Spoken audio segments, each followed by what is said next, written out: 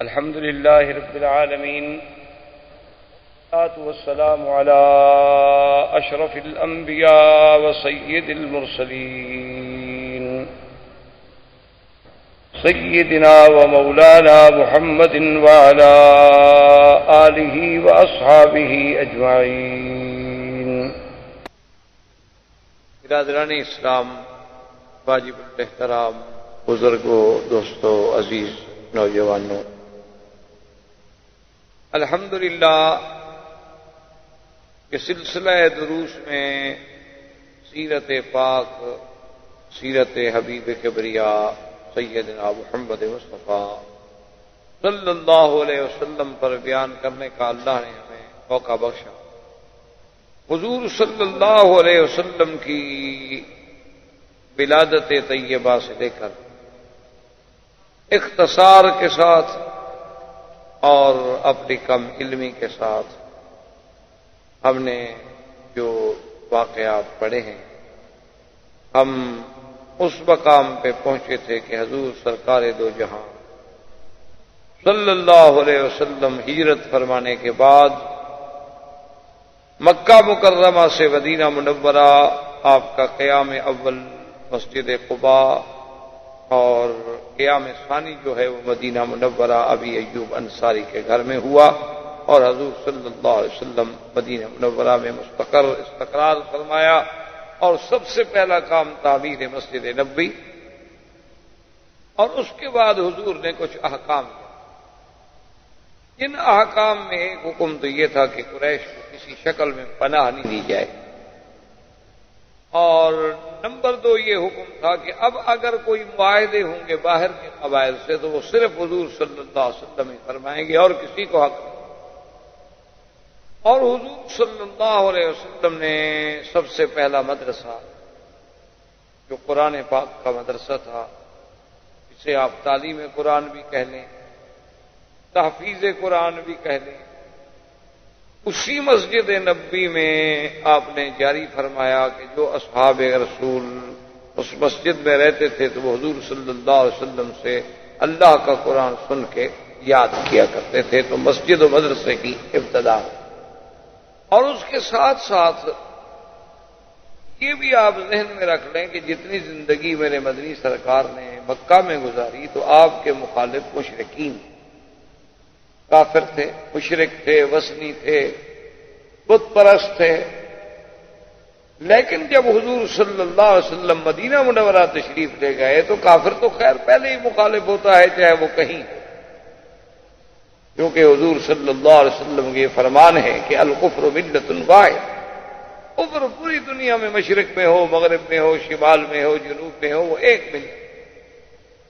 یعنی آپ تو الحمدللہ سارے میرے بھائی پڑھے لکھے لوگ ہیں، آپ کی اخبارات پر، جرائد پر، دنیا کے جدید علوم پر نظر ہے، آپ دیکھیں کہ یہود اور نصارہ میں جو دشمنی ہے اس کی دشمنی کا تو کوئی کائنات میں اور مثال نہیں ملتی۔ یعنی یہود اور نصارہ آپس میں دشمن، اور دشمنی کا یہ عالم ہے کہ جب ایک دوسرے کو موقع ملا ہے تو انہوں نے ان کا ایسا قتل عام کیا ہے کہ جس کی دنیا میں کوئی مثال نہیں ملی۔ یعنی جب نصارہ کو تسلط ملا بیت المقدس کا تو انہوں نے یہودیوں کا قتل عام کر، یعنی آپ تاریخ اٹھا کے دیکھیں کہ مخت و نصر کے دور میں 6 لاکھ یہودی جو تھے ایک دن میں قتل کیے گئے، اسی طرح جلا وطن کیے گئے، ان کو ذلیل کیا گیا۔ اچھا، یہودیوں کو جب موقع ملا نصارہ سے انتقام لینے کا تو ان نے بھی انتقام، ان نے بھی کوئی کمی نہیں کی اور آج تک لے رہے ہیں۔ یعنی جو ان پہ ہوا ہے وہ بھولے نہیں ہیں، صرف اب ان کے انتقام کے طریقے بدل گئے ہیں، کچھ اقتصادی طور پر انتقام لے لیتے ہیں، کیونکہ جتنی دنیا کی ملٹی نیشنل کمپنیاں ہیں یعنی وہ سب گویا کہ یوں سمجھ لیں کہ اس وقت پورا عالم جو ہے وہ پنجہ یہود میں ہے، اور جب چاہیں، ابھی آپ نے دیکھا تھا کہ وہ چاہیں تو کسی ملک کے اتنے بڑے طاقتور ملک کے پریزیڈنٹ کو ایک لڑکی کی وجہ سے پوری دنیا میں ذلیل کر، وہ ان کی لڑکی، اور اسی مقاصد کے لیے ان کو بھیجا گیا. تو بہرحال میرے کہنے کا مقصد یہ تھا کہ سب سے بڑے دشمن تو کافر ہے، وہ دشمن ہے. لیکن ایک بات یہ میں جو عرض کر رہا تھا وہ یہ تھی کہ جب اسلام کا مقابلہ کرنا پڑے پھر یہود اور نصارہ بھی اکٹھے ہو جاتے ہیں.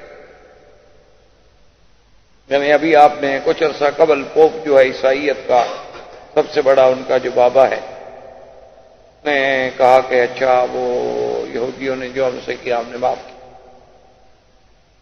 ہم نے ان کو معافی خلاص ہم اب ایک.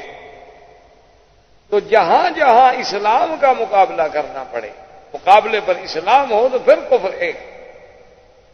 وہ کفر یہود کا ہو، وہ کفر حنود کا ہو، مسجد اقصی توڑنی ہو یا بابری توڑنی ہو، بات ایک. مسجد تو مسجد ہے.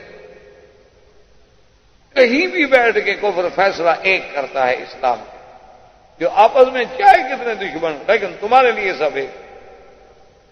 تو حضور صلی اللہ علیہ وسلم سرکار دو جہاں کو مکے میں مشرکوں سے مقابلہ کرنا پڑا. اور جب حضور مدینہ پاک میں تشریف لے آئے تو اب مخالفین بھی بدلے. کافر تو پہلے مخالف تھے، پھر یہود میں اضافہ ہوا کہ یہود کے بڑے قبیلے جو تھے، سب سے بڑا قبیلہ جو تھا ان کا بنی نذیر تھا، اس کے بعد بنی قریظہ تھے، اس کے بعد بنی قینقاع. یہ سب کے سب مدینہ منورہ میں آباد تھے اور ان کی بڑی قوت، طاقت، ان کے اپنے محلات، قلعے اور بڑے بڑے حصون، بڑی بڑی دیواریں، اور پورے مدینے کی آبادی کو لے کر خیبر تک اور یمبو تک اور رابق تک اور سب کو اپنے سودی نظام میں جکڑا ہوا تھا. سب لوگ مقروض تھے ان کے ہاتھ میں. اور وہ یہ خواب دیکھ رہے تھے کہ بھئی اب سیادت اور قیادت جو ہے ہمیں ملے گی اور ایک نبی جب پیدا ہوں گے تو ہم مسلمان ہو جائیں گے، ہم اس نبی کا ساتھ دیں گے اور پوری دنیا میں پھر ہمارا غلبہ ہوگا. لیکن جب حضور صلی اللہ علیہ وسلم کی ولادت ولد اسماعیل سے ہوئی تو وہ بدبخت حسد میں مبتلا ہو. اب ان یہود میں سے پھر دو گروہ بن گئے.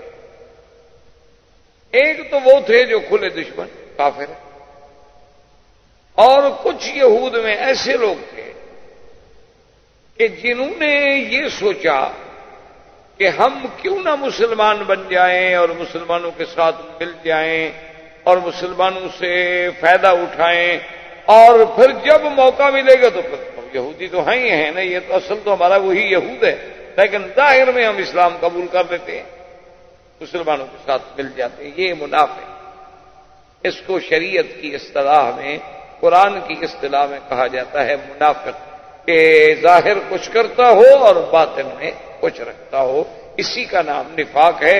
اور یہ ایک اعتقادی منافق تھے، عمل کے منافق نہیں. یعنی عقیدے میں بھی منافق کہ ظاہراً کہتے تھے کہ یا رسول اللہ ہم آپ کو رسول پاک مانتے ہیں، لیکن اندر سے نہیں مانتے. اور یہ منافقین کا جو گروہ تھا ویسے بے اعتبار ظاہر کے مسلمانوں کے ساتھ ملتا، اٹھتا، بیٹھتا، نماز آنا جانا مساجد میں سب کچھ، لیکن اندر سے دشمنی.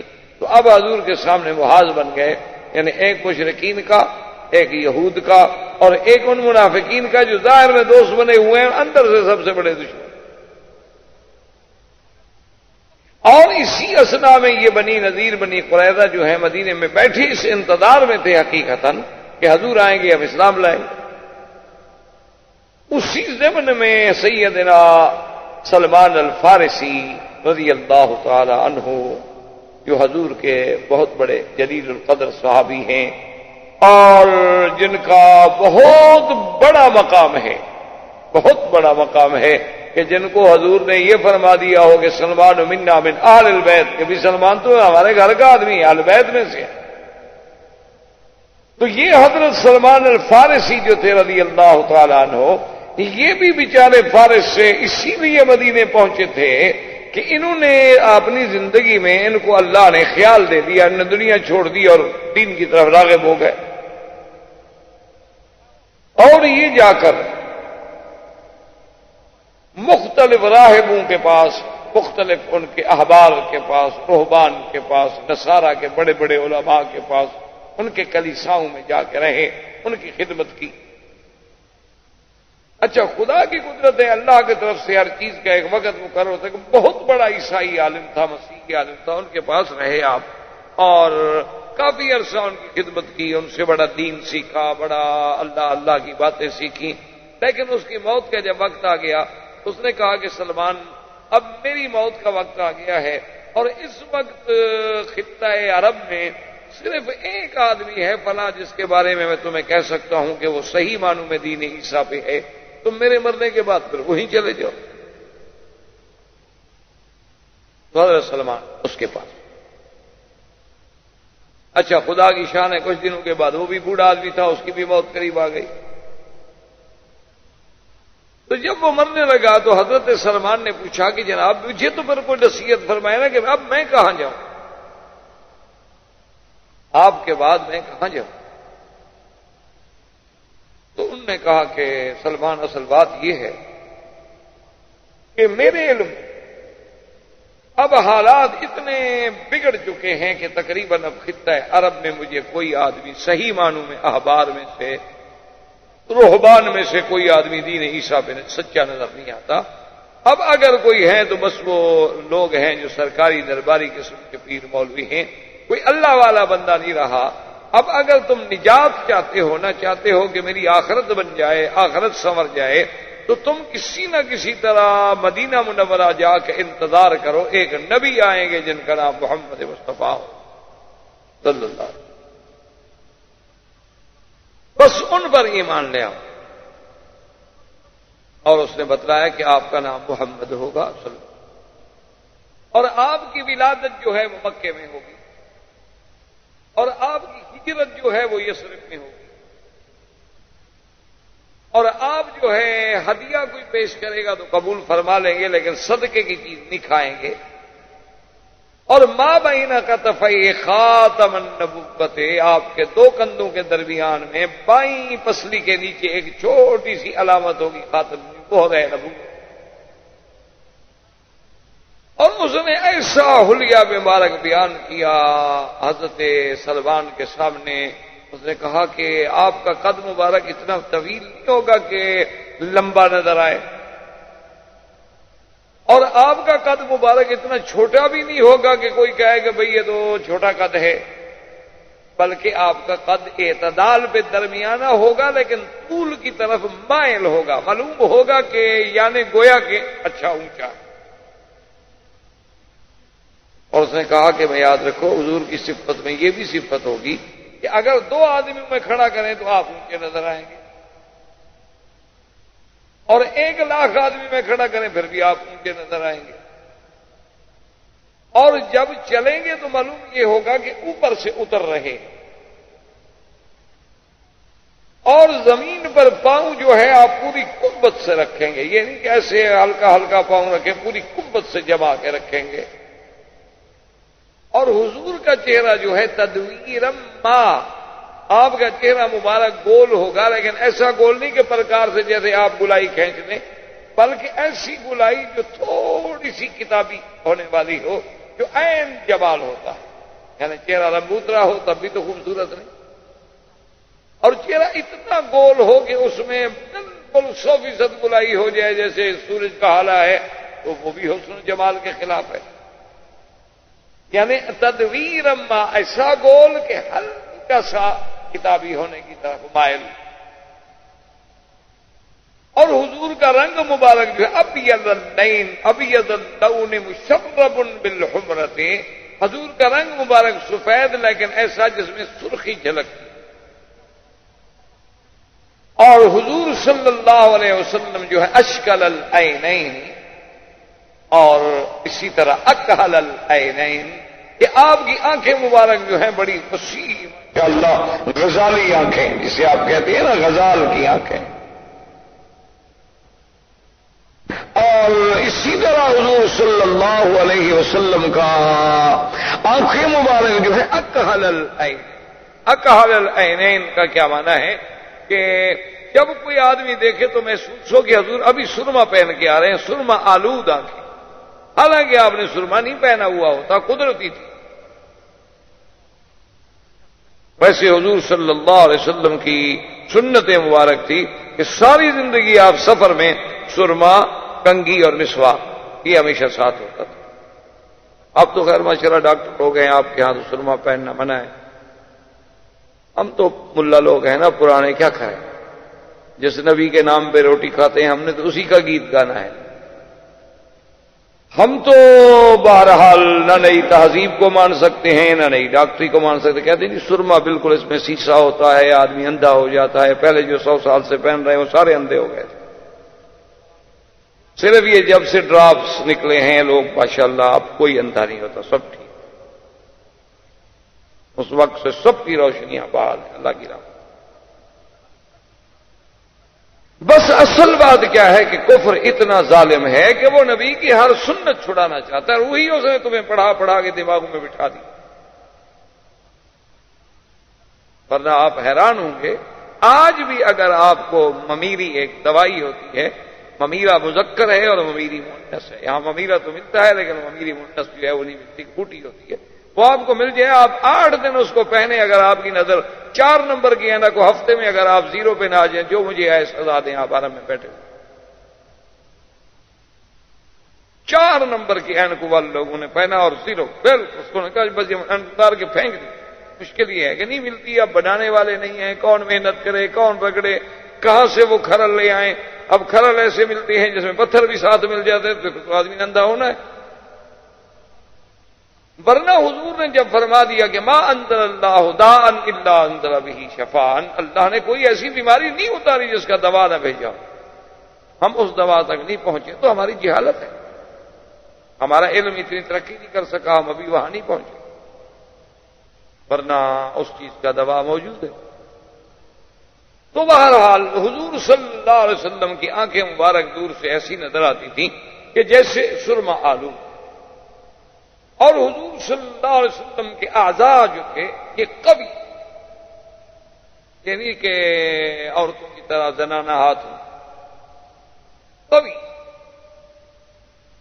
اور حضور صلی اللہ علیہ وسلم کے مفاصل جو تھے، وہ جوڑ جو تھے وہ بڑے قوی. اور صحابی چاہلیہ یہ بھی بیان کرتا ہے کہ من رآہ فجأۃ آبہ، اگر کوئی آدمی ایسے اچانک دیکھتا نا تو اس پر حضور کی ہیبت ہے. اور اگر آپ کے ساتھ رہ جاتا تو پھر حضور کے پیار سے سب کچھ بھول جاتا. پھر تو حضور کا اتنا پیار تھا، اتنا محبت ہوتی تھی کہ وہ جو ہیبت تھی، وہ ڈر تھا، وہ خوف تھا، وہ سب بھول جاتا کہ آپ تو اتنے قریب. اور حضور صلی اللہ علیہ وسلم آپ کا جو بولنے کا اور دیکھنے کا انداز تھا، متبسمن تبسمن، مسکرانا، ہلکا سی مسکرانا. یہ 3 مراحل ہوتے ہیں، تبسم، ضحک اور کہا. ابتدا جو ہے ہنسنے کی وہ تبسم ہے کہ آدمی تھوڑا سا مسکراتا، اس کے بعد پھر ہنستا ہے، اس کے بعد پھر منہ پھاڑ کے کہے لگاتا. وہ کہا. اب چونکہ حضور کو کہا پسند نہیں تو ہمیں انگریز نے پڑھایا کہ کہا لگاؤ پھیپڑے کبھی، زور زور سے ہنسو پاگلوں کی طرح. کیوں؟ قرآن کی مخالفت کرنی ہے، نبی کی مخالفت کرنی ہے، ورنہ پھیپڑے کو ہوا دیں گے. اور بھی آپ لمبے لمبے سانس لیں تبھی تو پھیپڑے کو ہوا مل جائے گی. ضروری ہے کہ کہا لگائیں. آپ ناک سے سانس لے کے منہ سے نکالیں تب بھی آپ کا وہی کام اللہ پاک کر دیں. آپ لمبی دوڑ لگا لیں، خود بخود سانس چڑھ جائے گی، پھول جائے گی، نکلے گی، سارا کام خود بخود ہو جائے گا. تو بہرحال تو حضور کا ایسا حلیہ کھینچا نا کہ حضرت سلمان کہتے ہیں کہ میں نے حلیہ دماغ میں بٹھا دیا. اچھا وہ عالم بھی مر گیا، بوڑھا آدمی تھا، موت آئی بھی. اور خدا کی شان ہے، اچھے لوگ تو ویسے مرتا تو ہر کوئی وقت پر ہے، لیکن محاورہ یہ ہوتا ہے کہ اچھے لوگ چلے جاتے ہیں. محاورے میں لوگ کہتے ہیں اللہ میں ابھی تو اچھوں کو بلاتے ہیں. حالانکہ ہر کسی کا واقعی وقت مقرر ہے، لیکن یہ ٹھیک ہے کہ علامات قیامت میں ہے کہ علماء جلدی مریں گے، علماء کی موت آئے گی. کیونکہ جب عالم نہیں رہیں گے تو علم خود بخود نہیں رہے گا. ان اللہ یقبض العلم بقبض العلماء، علم کیسے قبض کیا جائے گا؟ علماء کو. پھر کیا ہے؟ پھر پروفیسر بن جائیں گے ماشاءاللہ، ڈاکٹر بن جائیں گے. اب تو قرآن و حدیث کے بھی ڈاکٹر ہیں ماشاءاللہ، وہ آپریشن کرتے ہیں قرآن حدیث. جیسے آپ کے ڈاکٹر اعضاء کے ڈاکٹر ہیں نا جی، آنکھ کان کا ڈاکٹر ہے تو ماشاءاللہ وہ پیٹ کا نہیں جانتا، پیٹ کا ڈاکٹر تو آنکھ کان کا نہیں جانتا کہ ایک کا علاج کرے گا تو دوسرا خراب ہوگا۔ اسی طرح اب انہوں نے ہمیں ماشاءاللہ قرآن و حدیث میں بھی اجزاء کر دیے ہیں کہ یہ تفسیر میں ڈاکٹر ہے، یہ جناب تجوید میں ڈاکٹر ہے، اور یہ جناب ترتیب قراءات میں ڈاکٹر ہے، اور یہ جناب ربط میں بین الآیات میں ڈاکٹر ہے۔ اس بیچارے کو دوسری کوئی چیز نہیں آتی اللہ کی راہ، اسی دن سے علم ختم، تقسیم ہو گیا نا جی۔ آپ ایک جز جانتے ہیں، باقی تو آپ نہیں جانتے۔ پہلے یہ ہوتا تھا کہ جب تک علماء 16 علوم نہیں پڑھتے تھے تفسیر کے قریب ہی نہیں جاتے تھے، وہ ڈرتے تھے کہ اللہ کے قرآن کی تفسیر کریں، خدا نہ خواستہ کوئی نحوی غلطی ہو جائے، کوئی صرفی غلطی ہو جائے، معانی کی غلطی ہو جائے، لغت کی غلطی ہو جائے، قواعد میں غلطی ہو جائے، محاورات میں غلطی ہو جائے، اس کے ناسخ و منسوخ کا پتہ نہ چلے، محکمات متشابہات کا پتہ نہ چلے، ہم کیسے ترجمہ کر بیٹھے؟ آج تو ہر آدمی جو اردو پڑھا ہوا ہے ماشاءاللہ وہ کہتے ہیں یسرنا القرآن، اللہ نے قرآن آسان کر دیا ماشاءاللہ، قرآن کی جس طرح چاہو تعویل ہے۔ اور اس بے وقوف کو یہ بھی نہیں پتا کہ یسرنا للذکر، یسرنا جو ہے استنباط احکام لیے نہیں ہے، آسان کر دیا ہے نصیحت پکڑنے کے لیے۔ کوئی ڈرنا چاہے تو قرآن پڑھ کے اللہ کا ڈر پیدا ہو سکتا ہے، وہ تو خاص پابندی، اور ذکر یا للحفظ، قرآن کو حفظ کرنا اللہ نے آسان کر دیا ہے کہ اور کتاب حفظ، قرآن حفظ ہو جائے۔ یہ معنی نہیں کہ قرآن سے جو چاہو استنباطات کرتے رہو، اسی لیے تو پھر پرویز پیدا ہوا، ڈاکٹر جیلانی برق پیدا ہوا، انہوں نے جناب پھر پوری دنیا کا نظام جو ہے احادیث کا انکار کر دیا، کیونکہ وہ بھی اسی طرح قرآن کو سمجھنے کی کوشش کر رہے تھے۔ بڑے بڑے لوگ، علامہ عنایت اللہ مشرقی پیدا ہوا، سر سید کے بڑے خدمات ہیں، لیکن قرآن پاک میں ایسی ایسی غلطیاں کی ہیں کہ خدا معاف کرتے ہیں، بہت ہو گیا، اللہ سب کی قبروں پر رحمت۔ ایسی ایسی ٹھوکریں کھائی ہیں جو قادیانی نے، حالانکہ کتنا بڑا آدمی تھا، کتنے اس کے خدمات۔ تو بہرحال میرے کہنے کا مقصد یہ تھا کہ حضرت سلمان کو جب سارا چیزیں نقشہ ذہن میں آ گیا، عرب کی طرف چل پڑے۔ خدا کی قدرت، راستے میں قافلہ آ رہا تھا، اس زمانے میں سفر مشکل تھے، انہوں نے حضرت سلمان کو دیکھا، خوبصورت لڑکا ہے، نوجوان نے پکڑ لیا، پکڑ کے ساتھ لے آئے، مدینہ منورہ میں آ کے بیچ دیا کہ جی یہ غلام ہے۔ اب حضرت سلمان کہے میں کس کو بتاؤں کہ اللہ کے بندے، میں تو فارس کے بڑے خاندان کا لڑکا ہوں، میں کوئی غلام شلام نہیں، لیکن کون میری بات سنے؟ انہوں نے بیچ دیا، اور بیچا بھی یہودی کے پاس، جو کہ پیسہ یہود کے پاس، خریدے گا تو وہی نا جس کے پلے میں پیسہ ہو۔ حضرت سلمان فرماتے ہیں کہ ایک دن میں اس کے کھجوروں کے باغ میں بیٹھا تھا کہ وہاں مجھے خبر ملی کہ قادم رسول اللہ ہے، کہ حضور اللہ کے نبی آ گئے کر کے مدینہ میں آ گئے۔ کہتے ہیں میں جناب مجھ سے تو پھر صبر نہ ہو سکا نا، کہ میرے تو دل میں اصل انتظار، میرا مقصد جو تھا، مقدم جو تھا مدینہ منورہ کا، وہ یہی تو تھا جس کے لیے میں غلام بن گیا، میں بک گیا۔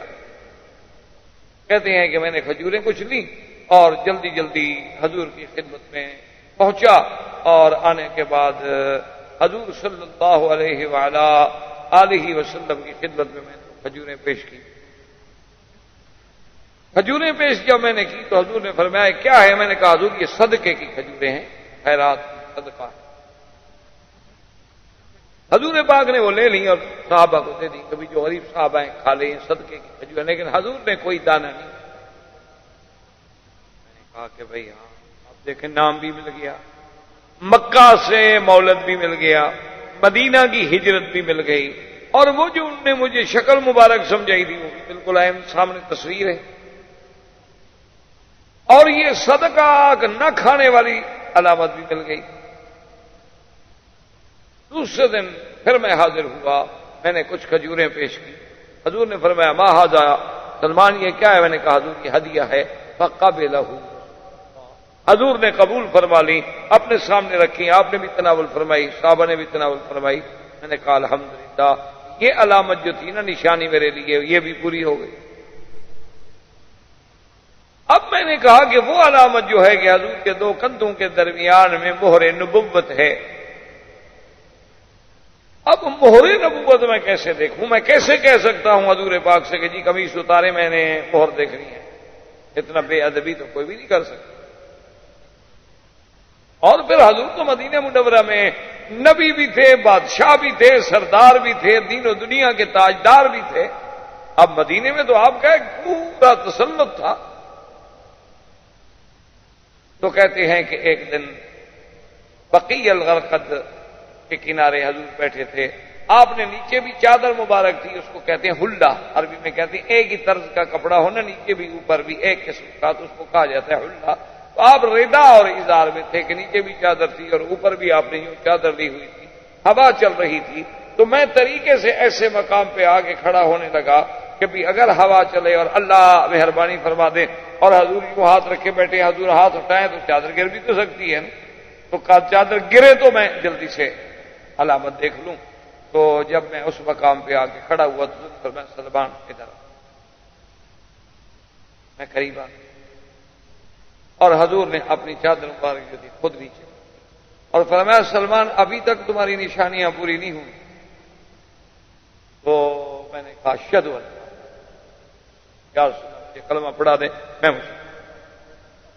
تو فوراً میں مسلم، میں ابھی تک تم نشانیاں ڈھونڈ رہے ہو۔ تو یہ بڑا جو سیدنا سلمان کا اسلام ہے، یہ بھی ہجرت کے بعد مدینہ منورہ کے عظیم بقائے میں شمار ہے۔ حضرت سلمان اسلام لیا، اور اسی طرح آذان جو تھی، جیسے میں نے شاید پچھلے درس میں عرض کیا تھا کہ عبداللہ بن زید اور حضرت عمر نے خواب دیکھا آذان بھی مدینے میں، اور اسی طرح یعنی حکم صیام جو ہے وہ بھی مدینہ منورہ میں، اس سے پہلے روزے فرض نہیں، یعنی ویسے لوگ روزہ رکھتے تھے نفلی روزہ، کیونکہ روزہ تو ہر شریعت میں رہا ہے، ہر دین کے اندر روزے موجود تھے، لیکن کوئی پابندی نہیں ہوتی تھی، کسی نے ایک رکھ لیا کسی نے دو رکھ لیے۔ لما قدم رسول اللہ صلی اللہ علیہ وسلم المدینہ فرأى اليہود انہم یصومون یوم عاشوراء، حضور پاک نے دیکھا کہ یہودی لوگ جو ہیں یہ عاشورہ 10 محرم کو روزہ رکھتے ہیں۔ جیسے ہمارے ملک میں تو کوئی عاشورہ کا روزہ ہے نہیں، مقصد لوگ سمجھتے ہیں کہ شاید حضرت حسین کی وجہ سے ہے، یہ سب سے بڑی جہالت ہے۔ حضور جب مدینے میں ایک تشریف لے گئے، ابھی تو بی بی فاطمہ کا حضرت علی سے نکاح بھی نہیں ہوا، حضرت حسین تو پیدا بھی نہیں ہوئے۔ حضور نے جب دیکھا کہ یہود جو ہیں 10 محرم کو روزہ رکھتے ہیں، تو آپ نے ان کے علماء کو، ان کے احبار کو بلا کے پوچھا کہ لم تصومون یوم عاشوراء، ان دنوں میں تم روزہ کیوں رکھتے ہو؟ انہوں نے کہا کہ یا رسول اللہ، اصل میں یہ آج کا دن جو ہے نا، یہ ایسا دن ہے کہ ان اللہ اغرق عدونا فرعون وانجا موسیٰ، موسیٰ علیہ السلام کو اللہ نے نجات دی اس دن میں اور فرعون کو غرق کیا تھا، تو ہم اپنے پیغمبر کی اس کامرانی اور کامیابی میں اور دشمن کی ہلاکت کی خوشی میں اس دن اللہ کی عبادت کرتے ہیں اور روزہ رکھتے ہیں۔ آپ نے فرمایا انا احق بموسیٰ منکم، کہ موسیٰ علیہ السلام کے ساتھ میرا تعلق زیادہ ہے تم سے۔ اور آپ نے حکم فرما دیا آپ نے صحابہ کو کہ سب روزہ رکھو اب جب عاشورہ آئے، لیکن ایک بات کا خیال کرو، صوموا یومین، 2 دن کا روزہ رکھو، 9 اور 10 کا یا 10 اور 11 کا، تاکہ ہم روزہ بھی رکھ لیں اور یہود کی مشابہت بھی نہ ہو جائے، وہ تو ایک روزہ رکھتے ہیں نا، ہم تو 2 رکھیں۔ دیکھو یعنی اللہ پاک کے نبی کے ذرا اس فرمان کو سمجھو کہ نماز میں، روزے میں، عبادت میں بھی تشبہ بالیہود حضور کو گوارا نہیں، اور ہم تو شکل میں کرتے ہیں، ہم تو لباس میں کرتے ہیں، ہم تو عادات میں کرتے ہیں، حالانکہ روزہ ہے، روزہ تو اللہ کی عبادت ہے۔ لیکن آپ نے فرمایا خالف الیہود، صوموا، 2 روزے رکھو یومین، یا تو 9 اور 10 یا 10 اور 11۔ تو اب اس کے بعد پھر اللہ نے حکم دیا کہ یا ایھا الذین آمنوا کتب علیکم الصیام کما کتب علی الذین من قبلکم، اللہ نے حکم دیا کہ ایمان والو روزے تم پہ ہم نے فرض کر دیے ہیں، اور یہ صرف تم پہ فرض نہیں، تم سے پہلے لوگوں پر بھی اللہ تبارک و تعالیٰ نے فرض کیے۔ اور اس میں گھبرانے کا مسئلہ نہیں، ایام معدودات، کچھ دن ہی تو ہیں، یہ نہیں ہے کہ سارا سال ہم روزے رکھیں۔ ان پروفیسروں نے جو قرآن سمجھا نا، وہ کہتے ہیں کہ ایام معدودات جمع ہے، اور جمع زیادہ سے زیادہ 3، وہ کہتے ہیں 3 روزے کافی ہیں۔ یہ تو مولویوں نے مہینے کا چکر چلا رکھا ہے، انہوں نے قرآن کو یہ سمجھا ہے۔ پڑھے لکھے لوگ ہیں نا، جدید علوم سے ماشاءاللہ باہر ہیں، کسی نے قرآن سمجھا ہے آکسفورڈ سے، کسی نے سمجھا ہے ہارورڈ سے، مدینے سے نہیں سمجھا، مدینے سے سمجھتے تو پھر تو کبھی غلطی نہ ہوتی۔ وہ اللہ کے بندے ہیں، جس نبی پر قرآن اتر رہا ہے اس نے 1 مہینہ روزہ رکھا ہے یا 4 دن رکھا ہے، اس سے زیادہ قرآن سمجھنے والا ہمارے پاس کوئی ہے؟ پھر عید الفطر کا کیا معنی کہ صوموا لرؤیتکم وافطروا لرؤیتکم، چاند چڑھے گا تو روزہ، چاند چڑھے گا تو ختم، مہینہ تو خود بخود ہو گیا۔ فمن شہد منکم الشہر فلیصمہ، جب مہینے کا چاند دیکھے تو روزہ رکھے۔ اگر مہینہ ضروری نہیں تھا چند روزے رکھنے تھے تو پھر تو کسی وقت رکھ دیے جاتے، چاند دیکھنے سے کیا مطلب؟ لیکن یہ تو بادشاہ لوگ ہیں، مرضی۔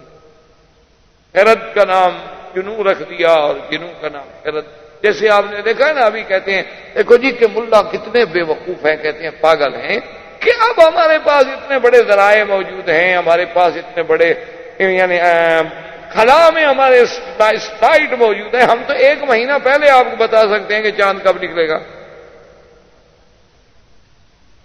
تو یہ عجیب لوگ ہیں، مولوی صاحبان پاگل ہیں، کہتے ہیں جی چاند دیکھو چاند دیکھو چاند دیکھو، اور دیکھو پتہ نہیں کمال ہے، ان کو پتہ نہیں نظر ہی کیسے آ جاتے ہیں، حالانکہ ابھی تو چاند پیدا نہیں ہوتا۔ نیو مون جو ہے وہ اتنے 48 گھنٹے سے پہلے تو کسی کو نظر ہی نہیں آ سکتا، اس کی ولادت ہوگی، جو بچہ ہے وہ پیدا ہوگا، وہ نظر آنے کے قابل تو آئے نا۔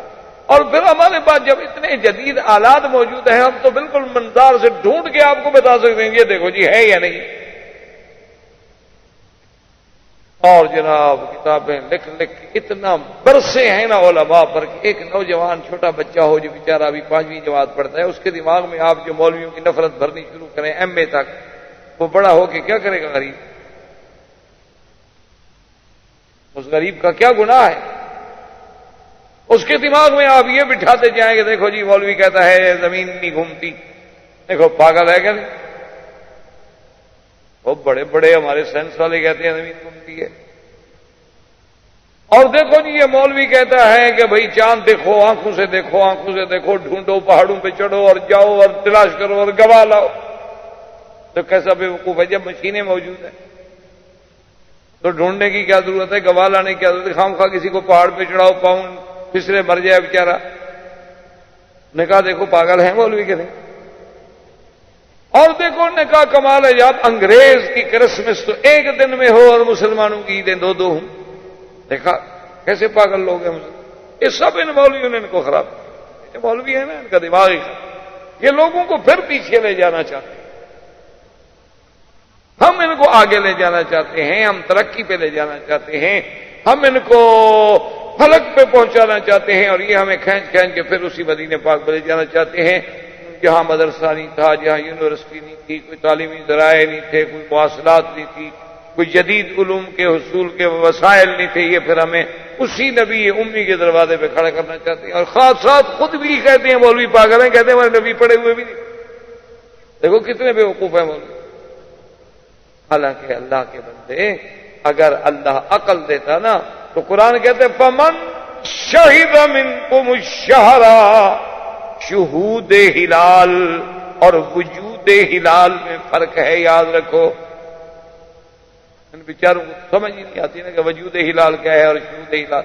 شہود مانا چاند کا نظر آنا، وجود ہلال کا مانا کہ چاند جہاں ہو ہم اس کو ڈھونڈیں، ہم کوئی چاند کے پجاری ہیں کہ اس کو ڈھونڈیں، دوربین لے کر جائیں، مشینیں لگا کے ڈھونڈیں۔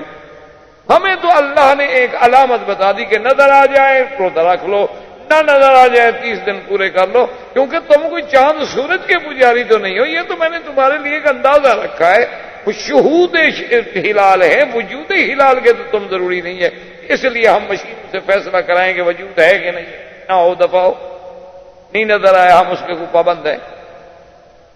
اس لیے حضور نے فرمایا فَإِن غُمَّ عَلَيْكُمْ فَأَكْمِلُوا 30، اگر چاند بادلوں میں آ گیا، چھپ گیا، تمہیں نظر نہیں آیا، یعنی موجود تو ہے لیکن نظر نہیں آیا تمہیں، ورنہ چاند تو کسی نہ کسی جگہ ہوگا، تو تم 30 دن اپنے پورے کر لو۔ یہ تو یسألونک عن الأہلۃ قل ہی مواقیت للناس، کہ ہم نے یہ چاند کا جو نظام ہے لوگوں کے اوقات کے لیے، لوگوں کے چھٹی کے لیے، زکوٰۃ کے لیے، نصاب کے لیے، نکاح کے لیے، عدت کے لیے ایک وقت کا ہم نے ذریعہ بنا دیا ہے، بس اس کے علاوہ تو کچھ نہیں۔ ہم کوئی چاند سورج کے پجاری تھوڑے ہیں کہ ہم جناب پہلے اسٹیشن پہ بیٹھ کے چاند ڈھونڈنے جائیں، ہیلی کاپٹر پہ چڑھ کے ماشاءاللہ مولویات تو پکڑنے جاتے ہیں چاند کو، اب تو رویت ہلال کمیٹیاں بنتی ہیں ماشاءاللہ۔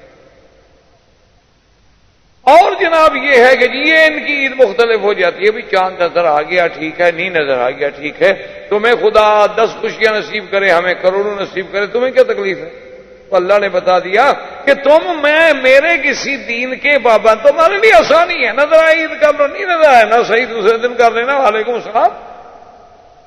یہ تھوڑا ہے کہ تم کو عید کے دن کا پابند کر دیا جائے گا، بس اسی دن عید آئے گی، آگے پیچھے ہو ہی نہیں سکتی۔ اور حتیٰ کہ اسلام نے اتنا بڑا عظمت کا ثبوت دیا ہے کہ اگر مثلا مسلمانوں کو چاند دیکھنے میں غلطی ہوئی اور 9 تاریخ کو 8 تھی اور یہ ہمیں عرفات میں لے گئے بھول کر، اللہ فرماتا ہے کہ الضحیٰ یوم اضحی المسلمون والفطر یوم فطر المسلمون، جس دن مسلمان نے عید منا لی وہی عید ہے، بس غلطی کی تو غلطی سے، 8 بھی میری ہے 9 بھی میری ہے، انہوں نے 8 کو 9 سمجھ لیا، چلو ہم نے اسی کو 9 بنا کے آج قبول کر لیا۔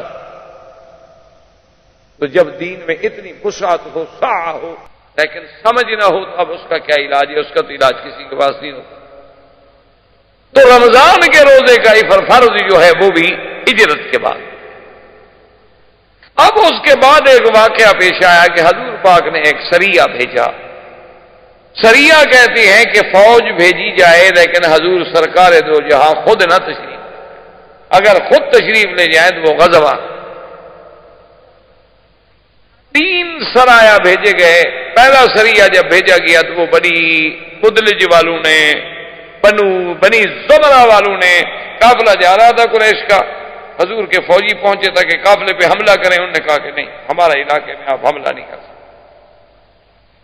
یہ اب ہمارے حدود سے گزر رہے ہیں، ہمارے حدود سے نکل جائیں تو پھر تم جانو وہ جانے، لیکن جب تک وہ ہمارے حدود میں ہیں ہم نہیں حملہ کریں۔ تو خیر وہ نکل گئے اور مسلمان خالی۔ دوسرا سریہ حضور صلی اللہ علیہ وسلم نے بھیجا تو بنی بدلج نے روک لیا، وہ بھی خالی واپس آ گیا۔ یہ سب مدینے میں ہو رہا ہے ہجرت کے بعد۔ تیسرے سریے میں حضور صلی اللہ علیہ وسلم نے صحابہ کو حکم دیا کہ جائیں، اور جانے والے کتنے ہیں؟ صرف 8 آدمی، اور ان کو حضور نے ایک خط مبارک دیا، اس خط کو لکھ کے آپ نے کہا کہ اس کو پڑھنا نہیں، تم جاؤ سفر کرو اور 2 دن کا سفر جب کر لو تو پھر خط پڑھنا۔ میں نے کہا جی بہت اچھا۔ وہ جب چلے گئے 2 دن کے بعد خط پڑھا تو اس میں حضور نے لکھا کہ اگر قافلہ قریش کہیں تمہیں مل جائے اور ان سے لڑائی ہو جائے تو پھر گھبرانے کی ضرورت نہیں، اللہ پہ توکل کر کے جنگ آپ کر لیں۔ تو جب انہوں نے پڑھا انہوں نے کہا ٹھیک۔ اب جناب حضور صلی اللہ علیہ وسلم کے یہ 8 صحابہ، اللہ کی شان دیکھیں کہ قافلہ جا رہا ہے جس میں 200 اونٹ ہیں، 200 اونٹوں کا قافلہ ہے، ان کے ساتھ آدمی ہیں، نگران ہیں۔ اچھا 8 آدمی میں خدا کی شان یہ ہے کہ 2 آدمیوں کو پہلے بھیجا گیا کہ ادھر ادھر دور دور دور دور پہاڑوں میں جا کے دیکھو کوئی قافلہ نظر آ جائے۔ حضور نے جو فرمایا کہ اگر قافلہ آ جائے ٹکرا جائے تو پھر جنگ کر سکتے ہو، تو وہ ڈھونڈنے گئے، وہ خود گم ہو گئے، باقی 6 بچ گئے۔ یہ تو پہاڑوں کے سفر، صحراؤں کے سفر، بندہ ایک ٹیلا ادھر ہوا بس گیا، پھر کوئی آدمی کا عقل تو کام نہیں کرتا نا وہاں۔ اور اگر صحرا میں آپ بھٹکیں تو بڑی اچھی بات یہ ہوتی ہے کہ پھر اسی جگہ کھڑے رہیں، پر زیادہ عقل نہ دوڑائیں، ورنہ آپ جتنا تلاش کی کوشش کریں گے اتنی گم ہوتے چلے جائیں گے آپ۔ تو اب 6 آدمی بچے تو 6 آدمی نے جا کے حملہ کر دیا قافلے پہ۔ اچھا وہ قافلے والے ایسے ڈرے کہ وہ قافلے چھوڑ کے بھاگ گئے۔ 2 آدمی انہوں نے ان کے قید کر لیے، اس کا ایک کا نام حکیم ابن کیسان تھا اور ایک کا نام عثمان ابن عبداللہ تھا۔ اس کو قید کر کے اور 200 اونٹوں پر مال لے کے جناب یہ مدینہ پہنچی۔ سب سے پہلی غنیمت تھی مسلمانوں کے لیے جو مدینے میں پہنچی، 200 اونٹوں پر مال لدا ہوا ہو، معمولی سی بات تو نہیں ہوتی نا اس زمانے میں۔ لیکن مشکل یہ ہو گئی کہ یہ جب واقعہ ہوا تو صحابہ نے سمجھا کہ یکم شعبان ہے، حالانکہ وہ 30 رجب تھی۔ یہ مغالطہ ہو گیا کہ صحابہ نے تو یہ سمجھا کہ شعبان داخل ہو گیا، اور ہاں شعبان داخل ہو گیا ہے، یکم ہو گئی ہے، حالانکہ وہ 30 رجب تھی اور رجب من اشہر الحرم تھا کہ رجب جو ہے وہ تو ان مہینوں میں تھا جن میں لڑائی بند ہے۔ اب جناب مکے والوں کو جب خبر ملی کہ قافلہ ہمارا لوٹا گیا، 2 بندے پکڑے گئے، ان نے تو جناب پورے قبائل میں شور کر دیا کہ ان محمد صلی اللہ علیہ وسلم احل الشہر الحرم، کہ حضور پاک نے حرمت توڑ دی اور حرمت والے مہینے جو ان میں قتال آپ نے حلال کر دی، ہمارے ساتھ رجب میں لڑائی۔ اسی لیے تو ہمارا قافلہ مطمئن آ رہا تھا نا کہ رجب میں آ رہا ہے، اس لیے ہم نے تو کوئی اس کا حفاظتی انتظامات بھی نہیں کیے کہ رجب میں تو کوئی لڑائی ہوتی نہیں۔ اللہ نے قرآن یسألونک عن الشہر الحرام قتال فیہ، اللہ نے قرآن اتارا کہ میرا مدنی شہر حرم میں پوچھتے ہیں کہ جنگ کا کیا حکم ہے، کہہ دو قل قتال فیہ کبیر، بڑا گناہ۔ لیکن کسی کو مکے سے نکالنا، مسجد حرام سے نکالنا، وہ تو اس سے بھی بڑا گناہ ہے۔ آج میرے نبی پر تو اعتراض کر رہے ہیں، انہوں نے ظلم کرنے میں کبھی مکے میں بھی سوچا تھا کہ آج رجب ہے، اور اس کے بجائے مسلمانوں پہ عرصہ حیات تنگ کر دینا، والفتنۃ اکبر من القتل۔ کیا کہتے ہیں اعتراض، کس بات سے اعتراض کر رہے ہیں یہ ظالم لوگ؟ خیر جب ان کا وفد آیا حضور کے بعد، جب قافلہ آپ نے فرمایا کہ اللہ کے بندے تم نے رجب میں لڑائی کی، اشہر الحرم میں، انہوں نے کہا یا رسول اللہ اللہ جانتا ہے، ہم نے تو سمجھا کہ یکم شعبان ہے۔ آپ نے فرمایا انی لا اقبل، یہ مال غنیمت ہم نہیں قبول، اشہر الحرم میں کیوں لڑائی؟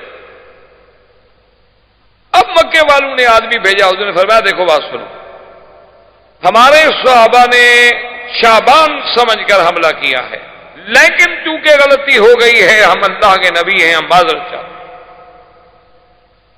ہم صراط مستقیم پہ چلنے والے لوگ ہیں، اگر ہم سے غلطی ہوگی تو ہم اپنی غلطی کا اعتراف کریں۔ انہوں نے کہا کہ یا رسول اللہ اگر ایسی بات ہے نا تو مہربانی کریں کہ پھر آپ ہمارے 2 بندے جو پکڑے ہوئے نا، حکیم ابن کیسان اور عثمان ابن عبداللہ، وہ واپس کریں۔ حضور نے فرمایا کہ ٹھیک ہے، ہم 2 بندے تمہیں واپس کرنے کے لیے تیار ہیں، لیکن ہمارے 2 آدمی گم ہیں، 8 میں سے 6 واپس آئے ہیں اور 2 آدمی ہمارے گم ہیں، ہو سکتا ہے وہ تمہارے قریش کے کہیں ہتھے چڑھ جائیں اور وہ ان کو قتل کر دیں، پھر ہم ان کو بدلے میں قتل کریں گے، ہم نہیں چھوڑیں گے۔ اگر وہ 2 آدمی ہمارے خیریت سے واپس آ گئے تو ہم تمہارے 2 آدمی واپس کر دیں۔ اچھا خدا کی شان ہے، کچھ دیر گزری وہ 2 آدمی آ گئے، صاحب آ گئے، انہوں نے کہا رسول اللہ ہم تو بھول گئے تھے اور ہم کسی دوسری طرف نکل گئے، اور پھر مجبوری کے بعد ہمیں کوئی نہ قافلہ ملا نہ ساتھی ملے نہ پانی، اور بڑی مشکل سے بہرحال اب ہم پہنچ گئے۔ حضور نے فرمایا ابھی ان 2 کو چھوڑ دو، سواری بھی دو اور مکے بھیج دو، ہم اپنی زبان پہ پابند۔ جب ان کو چھوڑا ان میں سے حکیم ابن کیسان حاضر ہوئے، انہوں نے کہا کہ یا رسول اللہ میں نے یہاں رہ کر آپ کا جمال، آپ کا کمال، اسلام کی صفتیں، نماز، عبادات، اذان، یہ کہا ہے میرے دل میں تو اسلام گھر کر چکا ہے، مجھے تو کلمہ پڑھا نہیں یہ جاتا ہے تو جائے اشہد ان لا الہ الا اللہ واشہد ان محمد الرسول اللہ، میں تو واپس نہیں جاتا۔ عثمان ابن عبداللہ چلا گیا، وہ مسلمان نہ ہوا، مکے پہنچنے کے بعد وہ مر گیا اور حالت کفر میں. یہ سارا واقعہ جو ہے یہ بھی بعد الہجرہ مدینہ منورہ میں بھی. اور اسی اثنا میں حضور صلی اللہ علیہ وسلم کی ایک بہت پرانی تمنا کہ یا الہ العالمین، آپ نے کبھی زبان سے نہیں کہا تھا لیکن دل میں تمنا تھی کہ میرا اللہ مجھے ملت ابراہیم سے پیدا کیا، میں ولد ابراہیم ہوں، ملت ابراہیم الخلیل ہوں، اور پھر بنائے ابراہیم کعبہ کا میں مکے کا مولد ہوں، اور پھر اس کعبے کی بنا میں اس معمار میں شریک ہوں، مہربانی کریں کہ قبلہ بھی مجھے وہی دے دیں. یہ حضور کے دل میں ایک تمنا تھی، لیکن نماز بیت المقدس کی طرف پڑھتے.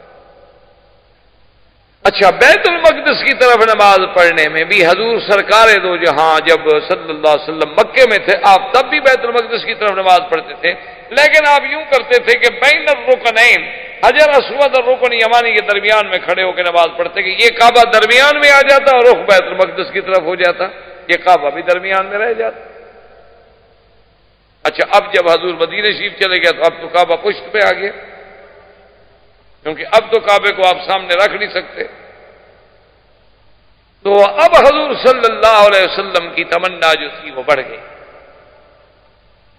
اللہ نے قرآن کا قد نرى تقلب وجهك في السماء فلنولينك قبلة ترضاها فول وجهك شطر المسجد الحرام. اللہ نے فرمایا میرا مدنی ہم نے دیکھ لیا تقلب وجہ کا، آپ کے چہرے کا آسمانوں کی طرف اٹھنا اور پھر جھکنا، کہ آپ کہنا تو چاہتے ہیں لیکن ڈر سے کہتے نہیں، حرف زبان پہ آتے ہیں لیکن ادا نہیں ہوتے. ہم تو دیکھ رہے ہیں آپ کیا چاہتے ہیں، یہ بھی ہمیں پتا ہے. فَلَنُوَلِّيَنَّكَ قِبْلَةً تَرْضَاهَا، اب ہم آپ کو پھیر رہے ہیں اس قبلے کی طرف جو آپ کا محبوب اور آپ کا پسندیدہ ہے. اسی لیے محدثین مفسرین نے مسئلہ نکالا کہ اللہ نے فرمایا فَلَنُوَلِّيَنَّكَ قِبْلَةً، یعنی یہ پہلے قبلہ تھا، اگر قبلہ نہ ہوتا اس قبلے کہنے کا کیا مطلب؟ ہم آپ کو اس قبلے کی طرف پھیر رہے ہیں جو آپ کو پسند ہے. فَوَلِّ وَجْهَكَ شَطْرَ الْمَسْجِدِ الْحَرَامِ، اور پھر دیکھیں اللہ نے یہ نہیں فرمایا کہ میرا مدنی اپنا چہرہ شطر الکعبہ، کعبے کی طرف کر لیں، نہ، کتنا بڑا رحمت ہے. فرمایا مسجد الحرام، اب اپنا رخ جو ہے مسجد الحرام کی طرف کر دو. فائدہ کیا ہوا کہ اگر کعبے کا حکم ہوتا، ہم جہاں ملکوں میں ہوتے نماز پڑھتے، جب تک عین کعبے میں نہ ہوتے ہماری نماز ہی نہ ہوتی. لیکن اللہ نے بندوں پہ کتنا رعایت کر دی، فرمایا مسجد الحرام کی طرف رخ کر لو. اور مسجد الحرام کتنی بڑی ہے، ادھر تنعیم ہے، ادھر شمیسی ہے، ادھر جعرانہ ہے، ادھر عرفات ہے، یہ ساری مسجد الحرام ہے. اب کہیں بھی نماز پڑھے تو کسی نہ کسی ٹکڑے کی طرف رخ ہو ہی جائے گا. اب ہمیں کوئی کمپس شمپس لگانے کی، کوئی آسمان کے سورج ڈھونڈنے کی، کوئی شاید اندازہ ہے جہاد ہے، جہاد ہے کافی ہے. اس سین آگے کی طرف تو اس اتنے بڑے شہر کی طرف تو کسی نہ کسی جگہ تو ہو ہی جائے گا نا. تو یہ واقعہ جو ہے یہ بھی ہجرت کے بعد مدینہ منورہ میں نازل ہوا. اور اس کے بعد حضور صلی اللہ علیہ وسلم جو سب سے بڑا واقعہ عظیمہ آنے والا ہے، اور خدا کی شان یہ ہے کہ روزے بھی ہیں، رمضان المبارک کا مہینہ بھی ہے، اللہ نے جہاد کا حکم بھی نازل کیا، جہاد بھی فرض ہوگی این رمضان. اور حضور صلی اللہ علیہ وسلم کے لیے جب جہاد فرض ہو گیا تو اب حضور اسی فکر میں ہیں. حضور کو پتہ چلا کہ قریش مکہ کا ایک قافلہ جا اور بہت بڑا کام. حضور نے فرمایا آپ نے آدمی بھیجے کہ بھئی تلاش کرو، پتہ کرو، خبر حاصل کرو کہ واقعتاً کوئی قافلہ ہے. اور ادھر دیکھو اللہ کی شان کہ عاتقہ بنت عبد المطلب، یہ حضرت عباس کی بہن، عبد المطلب کی بیٹی ہیں. اس نے ایک خواب دیکھا مکے میں کہ ایک آدمی آتا ہے اور وہ آنے کے بعد جب طواف والی جگہ پر حجر اسود کے سامنے آتا ہے تو وہ کہتے ہیں یا آل غدر یا آل غدر قوموا الی مسارئکم بعد ثلاث. کہتا ہے کہ اے دھوکے بازو، اے غدارو، اپنے مرنے کی جگہ کے لیے تیار ہو جاؤ 3 دن کے بعد. فاطمہ کہتی ہیں کہ بھئی اس کی آواز سن رہی ہوں، چیخ رہا آپ میں. پھر وہ جاتا ہے صفا کی پہاڑی پہ کھڑا ہو کے پھر وہی آواز لگا دے یا اہل الغدر یا آل غدر، او دھوکے والو تیار ہو جاؤ. لوگ ہیں کہ جمع ہوتے جا رہے ہیں، وہ چیخ رہا ہے. اس کے بعد وہ جا کے جبل ابی قبیس پہ چڑھ جاتا ہے. ابی قبیس پہ چڑھنے کے بعد بھی وہی آواز لگاتا ہے کہ یا آل غدر، اے دھوکے والو تیار ہو جاؤ 3 دن کے بعد. اور اس کے بعد وہ ایک پتھر اس کے ہاتھ میں ہوتا ہے، وہ پتھر پھینکتا ہے، وہ پتھر ریزہ ریزہ ہو جاتا ہے اور ہر کرسی کے گھر میں گرتا ہے. ہر قریش والے گھر میں اس کا ذرہ کوئی نہ کوئی پہنچ جاتا. آپ دیکھا عجیب خواب تھا.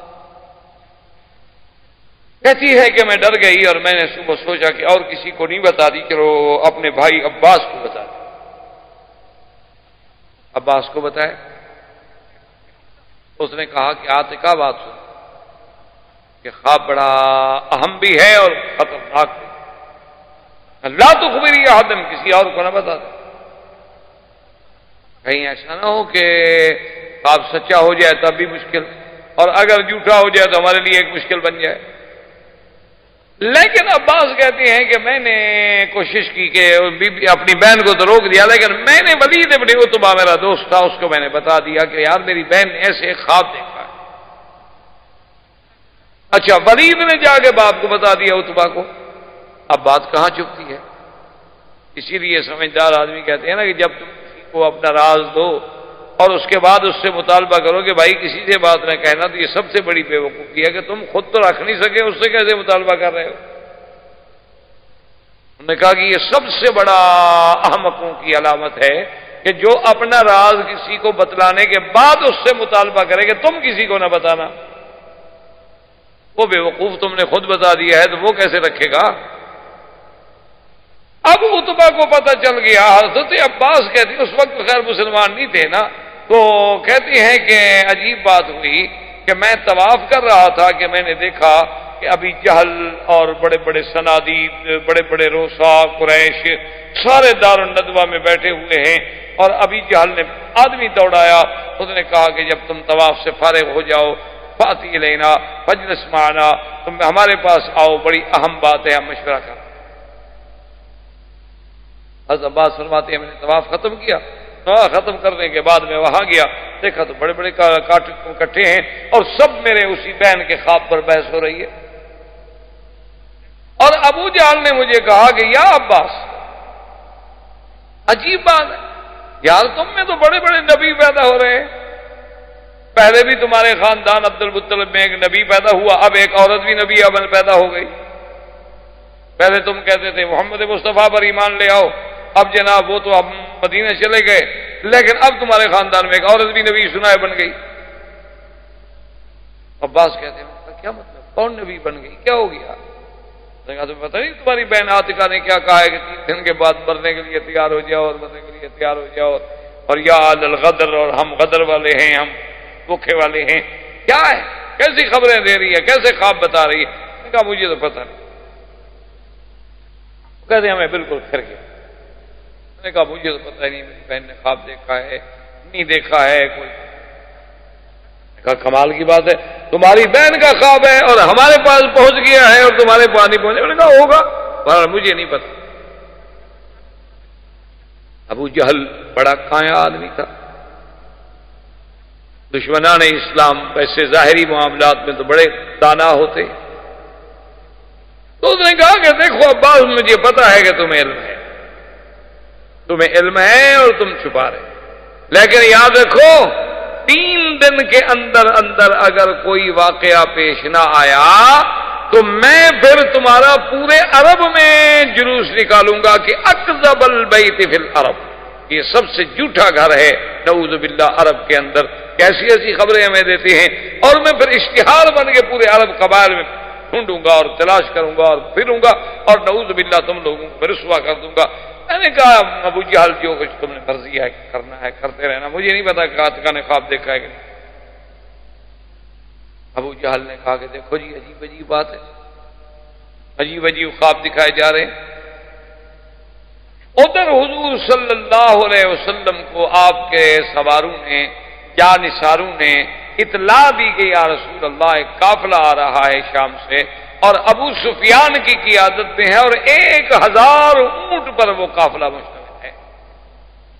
اصل وجہ کیا تھی کہ پہلے تو قافلے ہوتے تھے نا ایک آدمی کے، ایک بڑے تاجر نے مال منگا لیا 10 اونٹ 20 اونٹ، یہ قافلہ ایسا تھا کہ جس میں قریش مکہ سب نے مل کے پیسہ ڈالا ہوا تھا، تمام مکے کے سرداروں کا اس میں پیسہ تھا، کسی کا زیادہ کسی کا تھوڑا کسی کا زیادہ کسی کا تھوڑا۔ انہوں نے کہا کہ بھائی کیا یار روز تھوڑا تھوڑا منگواتے ہو، ایک ہی دفعہ قافلہ منگا لو، سب کا مال اکٹھا آ جائے، ہر قبیلے کے نوکر ساتھ ہوں گے، پہرے والے زیادہ ہوں گے، لشکر زیادہ ہوگا، قوت زیادہ ہوگی، اور جب ہم زیادہ مال خریدیں گے تو ہمیں سستا بھی ملے گا۔ اس لیے یہ بہت بڑا عظیم قافلہ تھا۔ حضور صلی اللہ علیہ وسلم کے صحابی جو تھے وہ خبر لے کے آ گیا رسول اللہ ایک قافلہ شام سے چل پڑا ہے، فلاں مقام پہ وہ پہنچ چکا ہے، اور اتنے دنوں کے بعد جو ہے وہ تقریباً مدینے پاک کے قریب سے گزرے گا۔ اچھا ابو سفیان جو تھا وہ اپنے قافلے کو چھوڑ کر کبھی کبھی آگے 10-10 20-20 50-50 میل کبھی اپنا اونٹ دوڑا کے آگے نکل جاتا تھا، اسے بھی خوف تھا کہ کہیں ہم پر حملہ نہ ہو جائے، وہ بھی خبر لگانے کے لیے بھی کہیں کوئی جیش کوئی لشکر کوئی آدمی کوئی فوج چھپی ہوئی تو نہیں، کیونکہ 1000 اونٹوں کا قافلہ آ رہا ہے، قافلے کو سلامتی کے ساتھ کنارے پہ لے جانا کوئی مذاق تو نہیں ہوتی تھی، سردار کی ذمہ داری تھی۔ ابو سفیان اسی زمن میں ڈھونڈتے ڈھونڈتے ایک کنویں پہ گزرا تو وہاں 2 لڑکیاں جاریتان 2 لڑکیاں جو تھیں وہ بیٹھی آپس میں لڑ رہی تھیں، وہ کہتی تھی کہ تم نے میرا ہار غائب کر دیا اور تم نے میرا ہار چرا لیا، وہ کہتی کیوں مرتی ہو، قافلہ گزرے گا تو میں تمہیں اور خرید کر کے دے دوں، بیٹھی بیٹھی باتیں کر رہی۔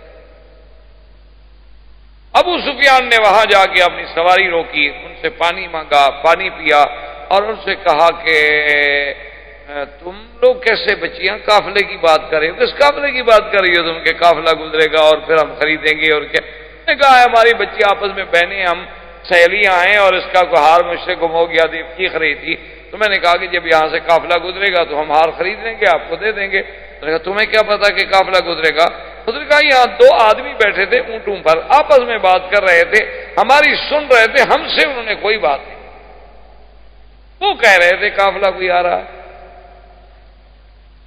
اب دیکھو ابو سفیان کتنا ذہین اور ذکی، کہتے کہ اچھا وہ آدمی